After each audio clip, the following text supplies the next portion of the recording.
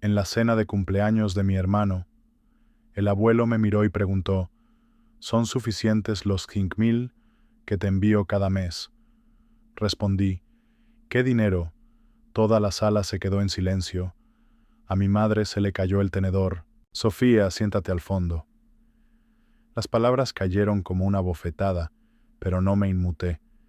Le di a mi madre un discreto asentimiento con la cabeza y pasé junto a la larga mesa de comedor, adornada con velas encendidas, cubiertos perfectamente dispuestos y copas de cristal, directamente hacia el asiento menos deseable, cerca de la puerta de la cocina.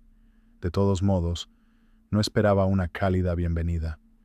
Era el cumpleaños de mi hermano Mateo, y yo no era exactamente el orgullo de la familia. Tienes suerte de que te hayamos invitado, susurró mi cuñada Camila mientras pasaba a su lado. No montes una escena esta vez. Ni siquiera había abierto la boca todavía. Todos se veían pulcros y ricos con sus atuendos hechos a medida sentados bajo el candelabro que brillaba como en un salón del trono. Mateo, siempre el chico de oro, estaba sentado en la cabecera de la mesa, con su sonrisa engreída y su reloj de diseñador, que se aseguró de que todos notaran. Su esposa brindó. Por Mateo, el hombre más exitoso de la familia. Estallaron las risas excepto por mi parte. Yo solo miraba el vaso de agua frente a mí, mi reflejo temblando débilmente en él. Llevaba un vestido azul marino sencillo que había comprado de segunda mano. Mis manos estaban ásperas por los turnos dobles en el almacén y los trabajos de limpieza nocturnos. Yo no pertenecía a esta habitación, y todos querían que sintiera eso cada segundo. Fue entonces cuando el abuelo aclaró la garganta. La sala se silenció. Incluso Camila se quedó helada a medio sorbo de su vino carísimo. El abuelo Arturo no solo era respetado, era temido. Tenía 83 años, pero sus ojos eran afilados como cuchillas, y su bastón dictaba más sentencias que cualquier juez en un tribunal. Giró la cabeza lentamente, clavando sus ojos directamente en mí, desde el otro extremo. Sofía dijo con voz tranquila, pero que resonó en toda la sala, ¿son suficientes los $5.000 que te envío cada mes? Sentí un vuelco en el estómago. El aire se volvió denso. Mi tenedor se quedó suspendido en el aire. Parpadeé. ¿Qué dinero? Silencio sepulcral, un silencio total, crudo, sin filtros. El tenedor de mi madre tintineó contra su plato y cayó al suelo. Incluso la expresión de Mateo se resquebrajó, frunciendo el ceño y apretando la mandíbula. Pero el abuelo, entrecerró los ojos, como si acabara de confirmar algo que ya sabía. Luego, con una fuerza deliberada, golpeó su bastón contra el suelo de mármol. Bang, el candelabro de arriba se balanceó ligeramente. Se levantó lentamente con esfuerzo, pero irradiaba poder. Eso es lo que pensaba. Ahora todas las cabezas se giraron hacia mi madre. Se puso pálida. He estado transfiriendo 5.000 a tu cuenta durante más de 2 años, Sofía. Cada mes religiosamente el día 1. Pensé que te estaba ayudando. Abrí la boca, pero no salió nada. Nunca recibí ni un centavo, mi voz se quebró. Yo nunca vi ese dinero. El silencio pasó de tenso a mortal. El abuelo miró a mi padre ahora. Ricardo, Elena, ¿quieren explicarlo? El rostro de mi padre se sonrojó. Nosotros lo usamos para ayudar con la startup de Mateo. Nos dijiste que querías ayudar a la familia. Pensamos que... El abuelo interrumpió. Pensaron que robarían a su propia hija, usarían mi dinero y mentirían al respecto. Las manos de mi madre temblaban. Arturo, íbamos a decírtelo. Teníamos la intención de... El abuelo soltó una risa seca y amarga que absorbió el aire de la habitación. Tenían la intención. Apuntó su bastón hacia ellos. Ustedes dos me dijeron con aire de suficiencia durante años que Sofía no necesitaba ayuda, que era demasiado orgullosa para aceptar mi dinero, que no quería caridad. Y todo ese tiempo lo estaban desviando a la cuenta de Mateo. Mateo se levantó. Abuelo, no lo sabía, lo juro no lo sabía. Siéntate, rugió el abuelo, y lo hizo. Mis ojos ardían, pero me negué a dejar caer las lágrimas. No ahora. Me levanté lentamente. Le dijiste al abuelo que no quería su dinero. Miré a mi madre. Le dijiste que no necesitaba ayuda. Su voz se quebró.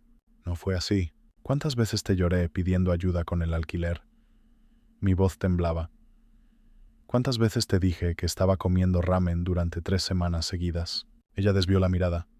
Mi padre abrió la boca. Sofía, lo hicimos por la familia, por Mateo. Por Mateo, repetí. Siempre por Mateo. Mis uñas se clavaron en mis palmas.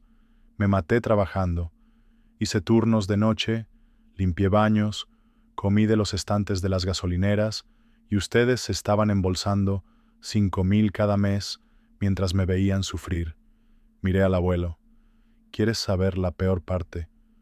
Aún así vine esta noche esperando quizás, solo quizás, que me trataran como a una hija, una hermana. El rostro del abuelo era de piedra. Se dirigió a todos en la mesa. Si alguien aquí piensa que lo que hicieron fue aceptable, son tan parte de esta traición como ellos. Luego metió la mano en el bolsillo de su abrigo, sacó un sobre doblado y me lo tendió. Sofía, toma esto. Dudé, luego me acerqué. Dentro había una confirmación de transferencia bancaria, una cuenta a mi nombre, una nueva. Acabo de transferirte $120,000, dijo. Es todo el dinero que robaron y algo más. Se oyeron jadeos, y mañana, continuó mirando fijamente a mis padres, hablaré con mi abogado. Ambos están completamente fuera de mi herencia, Mateo incluido. Mateo se calló. ¿Qué, abuelo? No. No puedes hacer esto. Puedo y acabo de hacerlo. Luego me miró de nuevo. Sofía, ¿te gustaría cambiar de asiento? O mejor aún, ¿qué tal si te sientas ahora en la cabecera de la mesa? No respondí. No era necesario. Porque por primera vez en la retorcida historia de esa familia, yo no era la extraña. Yo era el ajuste de cuentas. No me senté en la cabecera de la mesa. No esa noche.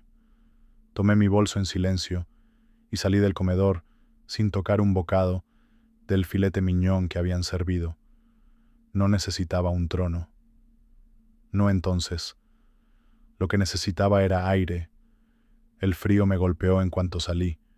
Me quedé en el porche mirando los árboles oscuros que se mecían bajo el cielo nocturno, mis dedos temblando. No sabía si era por rabia, dolor o conmoción, quizás por las 3 cosas. Detrás de mí oí el crujido de la puerta al abrirse unos pasos. Luego la voz del abuelo. ¿Manejaste eso mejor de lo que esperaba? Me giré ligeramente. Mejor de lo que esperaba. Se acercó a mi lado, más lento ahora, sin la furia que lo mantenía erguido. Siempre te han subestimado, Sofía, incluso de niña. No dije nada. Luego pregunté, ¿por qué nunca me llamaste para preguntar si estaba bien? Me miró con la culpa pesando en sus ojos. Porque les creí. Lo siento por eso, de verdad. Asentí lentamente, tragándome el nudo en la garganta. Ya no necesito su lástima. No, asintió él. Necesitas justicia y la vas a tener. 2 días después, recibí una llamada de su abogado. Resulta que el abuelo ya había reescrito su testamento. Ese sobre que me dio era solo el principio. Mateo no solo fue eliminado, también mis padres. Todo, la casa del lago, las acciones de la empresa, el fondo fiduciario se estaba transfiriendo a mí, y la gente empezó a llamar. Primero mi madre. Dejó una docena de mensajes de voz llorando y suplicando. Sofía, por favor. No sabíamos que llegaría tan lejos. ¿Podemos hablar? Luego mi padre. Estás destrozando a esta familia. ¿Por qué? ¿Por dinero? Mateo no se molestó en fingir lágrimas. Solo envió un mensaje. Te arrepentirás de esto. Disfruta de tu soledad. Pero no estaba sola, porque a medida que la verdad se difundía, la gente empezó a hablar.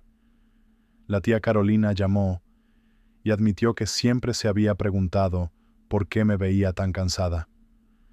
El tío Andrés confesó que les habían dicho que tenía problemas mentales y que era demasiado inestable para manejar dinero. Le mintieron a todo el mundo sobre mí para controlar la narrativa, y yo los dejé hasta ahora. Más tarde esa semana entré en un bufete de abogados local en el centro en Vaqueros, y con un suéter de cuello alto, el pelo recogido sin maquillaje. El abuelo lo había preparado todo. Una oficina, un nombre de empresa, mi nombre, Soluciones Financieras, Sofía Rivera. No solo me dio dinero, me dio un futuro, uno real, y yo iba a construirlo desde cero, con o sin que nadie de esa casa tóxica volviera a mirarme. No pasó mucho tiempo antes de que comenzara la reacción negativa. La familia no se quedó callada. Camila fue la primera en publicar algo. Una de esas historias de Instagram, cuidadosamente seleccionadas, mostrándola bebiendo vino, riendo con amigos, escribiendo: algunas personas no merecen segundas oportunidades. La prepotencia es fea. No mencionó mi nombre, pero todos sabían de quién hablaba. Luego vino la entrevista de Mateo en un podcast que nunca pensó que vería. A veces cuando le das dinero a las personas equivocadas piensan que se lo han ganado. Es triste, la verdad. No respondí. En cambio, me concentré en construir lo que el abuelo me había entregado. Llegaba a la nueva oficina cada mañana antes de las 7:00 am. Era pequeña, 2 habitaciones y una recepción, pero era mía. Me reuní con clientes, tomé cursos de desarrollo empresarial y aprendí a manejar las finanzas como lo había hecho el abuelo. No usé su apellido públicamente. Quería crear algo que no pudiera ser reclamado como una limosna. Mientras tanto, el abuelo no se quedaba callado. Le contó a cada amigo, cada inversor, cada socio comercial de su círculo, exactamente lo que había sucedido. Y funcionó. Cuanto más se difundía la verdad, más gente empezaba a distanciarse de Mateo y mis padres. La startup de Mateo perdió 3 grandes clientes en 2 semanas. El nombre de mi padre fue eliminado silenciosamente de la junta de una fundación que presidió durante más de una década, y mi madre dejó de aparecer por el club de campo por completo.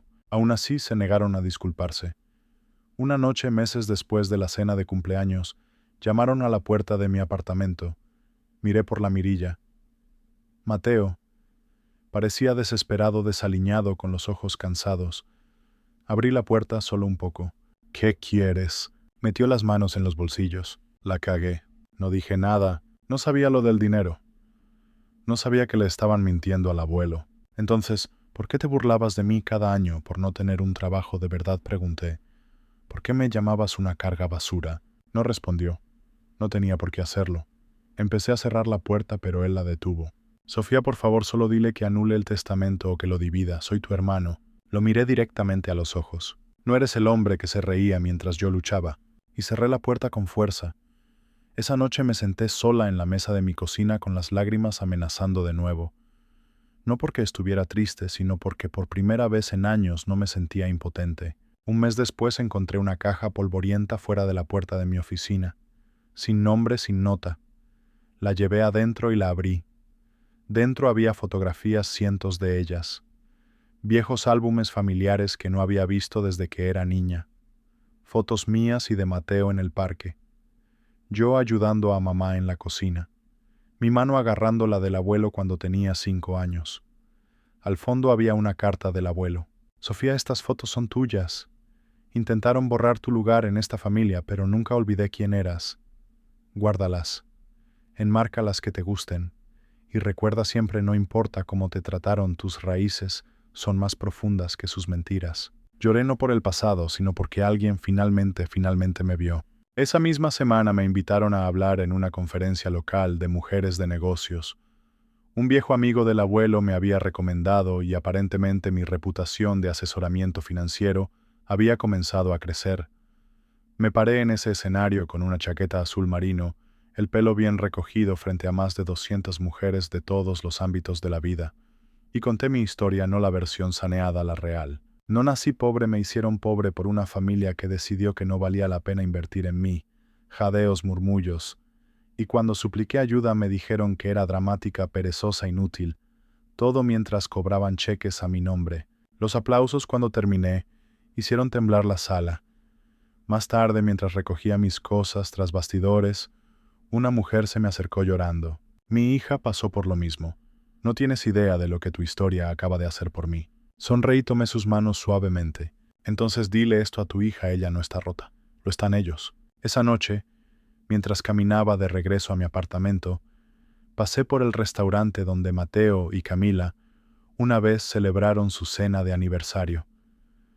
Sus rostros solían estar pegados en los cristales de las ventanas en una foto enmarcada. Ahora ese marco ya no estaba reemplazado por un cartel de "se alquila". Habían perdido el contrato de arrendamiento. Otro negocio que se fue. Mi teléfono vibró. Un mensaje del abuelo. Finalmente se dan cuenta de quién es el verdadero legado, niña. Orgulloso de ti. Miré la pantalla durante mucho tiempo. Ya no buscaba aprobación. No buscaba venganza. Simplemente me estaba convirtiendo en mí misma. 3 meses después, estaba de pie frente a la casa en la que crecí, no para visitar, no para suplicar, sino para comprarla. Después de que el abuelo los dejara sin nada, mis padres habían intentado de todo, rehipotecar, vender muebles, incluso poner la casa discretamente en el mercado sin que el resto de la familia lo supiera. Pero el anuncio llegó al abuelo y luego a mí. No quiero vivir allí, le dije. Él asintió. Entonces no lo hagas, solo sé la dueña. Y así lo hice. Firmé los papeles con manos firmes. Oferta en efectivo, sin negociación. La agente inmobiliaria, una mujer de mediana edad con gafas afiladas, sonrió incómodamente cuando se dio cuenta de quién era yo. Sabes que tus padres tendrán que estar fuera para el próximo viernes. Dije, está bien, les daré hasta el lunes. Nunca entré. No lo necesitaba. Las paredes de esa casa habían visto suficientes de mis lágrimas. Ya no necesitaban mis pasos. En cambio me concentré en la vida que había construido. La oficina se expandió. Contraté a 2 empleadas, ambas mujeres que habían enfrentado sus propias traiciones familiares y necesitaban una segunda oportunidad. No éramos solo un negocio, éramos una reconstrucción. Un lluvioso viernes por la mañana recibí otra carta, esta vez escrita a mano de mi madre. Sofía, sé que tienes todas las razones para odiarme. Te fallé. Te fallamos. Dejé que el orgullo se interpusiera en mi camino de ser tu madre. Me convencí de que ayudar a Mateo nos ayudaría a todos. Pero la verdad es que quería creer que no necesitabas nada para poder dormir por la noche. Ahora veo que fui ciega y cruel. No merecías nada de lo que hicimos. No pediré tu perdón, pero espero que algún día encuentres la paz. Mamá. Me quedé quieta un rato releyendo esas palabras. No había excusas en la carta ni manipulación, solo arrepentimiento. Y curiosamente, no se sintió como una victoria. Se sintió como una liberación. No la llamé, tampoco la rompí. Simplemente la doblé, la guardé en el cajón con la carta del abuelo y las fotos, y lo cerré porque ahí es donde pertenecía en el pasado. La semana siguiente, el abuelo organizó una pequeña reunión en su casa. No un gran evento, solo una velada tranquila con algunos viejos amigos, música de jazz y limonada fresca. Me llevó a un lado cerca de la chimenea. «Sabes», dijo, «cuando descubrí que te robaron me culpé a mí mismo más que a nadie». Lo miré. «¿Por qué?» «Porque les di la soga con la que colgarte». Respiré hondo. «Tú también me diste las herramientas para cortarla». Él se rió entre dientes. Luego me entregó un libro de cuero gastado. «¿Qué es esto?» «Mi libro de contabilidad original del primer negocio que dirigí. Quiero que lo tengas». Hojeé las páginas, papel amarillento, tinta desvaída, notas y cálculos garabateados. «Construiste todo a partir de esto». «Lo hice», dijo, «y ahora tú construirás aún más». Lo abracé. Por primera vez en años sentí cómo se suponía que debía ser un abrazo real de la familia. Seguro, firme, verdadero. Un año después de esa cena, estaba de nuevo tras bastidores, pero esta vez en una conferencia nacional para mujeres en finanzas. Más de 2000 asistentes, cámaras, reporteros, focos.